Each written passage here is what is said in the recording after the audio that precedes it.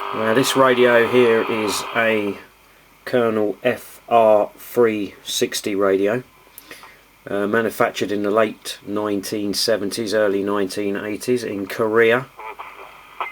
It's been a bit of a restoration project, this one. Bit of Eastern European FM coming in there on the mid-block. Just have a little bit of a dial around. Of course, otherwise known as a WKS-1001, you may have seen. Uses the same board as quite a few other radios, like the Stag 357, which was a 40-channel version, and the Palomar Ssb 500 and various others. This one, of course, like the WKS, has the 5-digit frequency readout, and from the bands we've got the mid, and then we have most of the high, and of course we also have the 10-meter band in there as well. Now, quite a few issues with this radio when I first got it, but needless to say, we've dealt with them, and in actual fact, if you align these radios well and give them a bit of a peak, it's surprising just how much they can do on the output side. At the moment, we've set this to standard on AM, and it actually is around about 5 watts there. You can just see on the Revex a nice 5. Audio, swinging up there well over 15, and on SSB, on USB there, audio, 4, audio, a good 20 watts peak there without any problem at all. So there we are. Not a lot of information about these radios. You see about aligning them on the net very much. So what we're going to do is just run through a few bits internally to give you some idea of what all the VRs do in there. Right, okay, now we've got our Colonel FR360 here with the bottom cover off, and what we're going to have to do is look at some of the important alignment points that may be of interest. Now, starting at the back down here, of course over here in the corner, here we have the driver transistor. In this particular one at the moment it's a 2SC2078.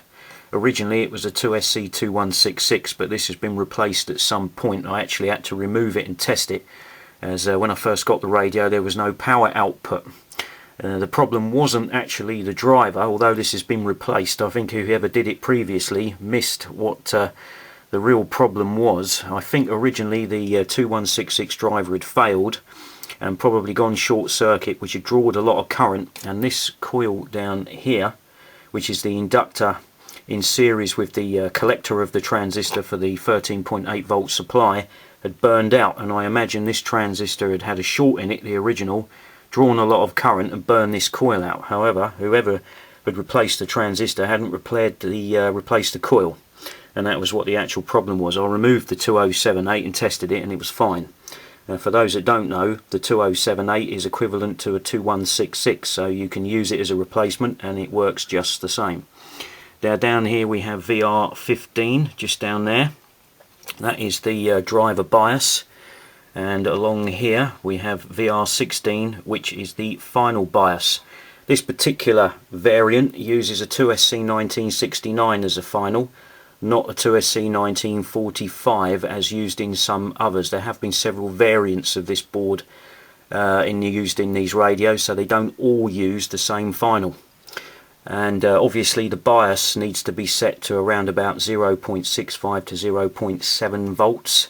You don't want to go any higher than that really, otherwise you could have problems with thermal runaway and transistor burnout. Now down here we have VR1, and this is the signal meter adjustment for the incoming signal. Adjusts both AM and SSB. Down here we have VR12, just down there, and VR12 is the RFTX meter level adjustment for the outgoing. Now down here we have VR2 and VR3. Now VR3 is the squelch adjustment, the break-in adjustment for the squelch, and VR2 is actually adjustment for the low setting on the RF gain switch on the front panel. So when you put it in the low setting, you use this VR2 to adjust the level of the low RF gain. Now just over here, not far from the relay there, you can see that little red trimmer cap. That is CT7 and is the ALC, automatic limiting control adjustment. So that will you can obviously adjust that if you want to peak out a bit more SSB power. Needless to say, this inductor here and this inductor here you can also use to peak up the output. Now if we go over here, just at the back there, you'll see down there where these two regulators are. This is VR8 marked on the board, and this sets the AM carrier level, the dead key. On a lot of circuit diagrams it's actually marked as VR6, but on the board it's VR8. Now if we come down here, we have VR4, and VR4 is the carrier balance for SSB for nulling the dead carrier. So obviously you want to get that set right, otherwise you're going to get some ghosting on SSB. Now if we come down to the front here, this particular pot down here you can see is VR408, and this is the mic gain adjustment. It's an internal mic gain. So obviously if you turn this up you'll get a greater audio level, more drive on SSB and greater swing on AM.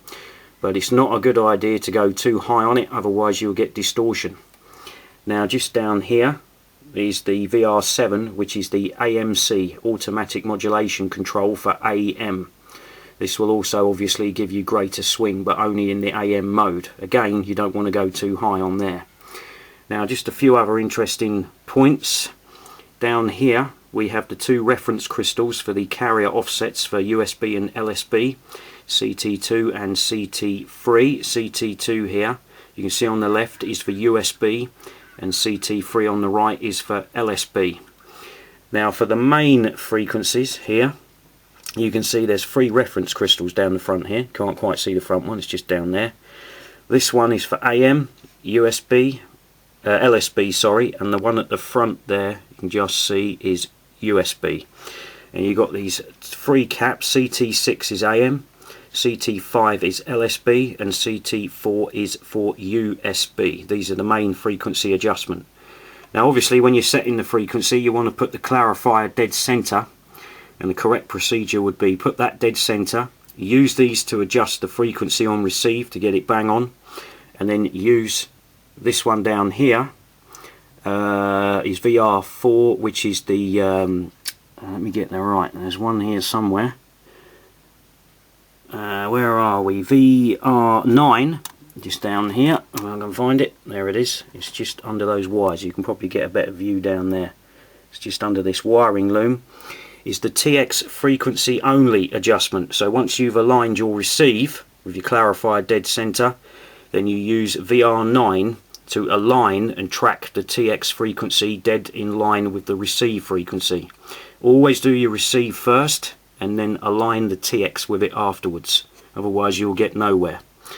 Now down here at the front you can see the PLL chip. In this particular one it's a MM55126N, and when I first got this radio we didn't have any frequencies locking up on the high end of the 28 megs block, which is band C, as this radio goes up to 28805, and this is L17, which is the VCO adjustment, and someone had fiddled with that and it only wanted a slight adjustment to bring the top end of band C back into lock.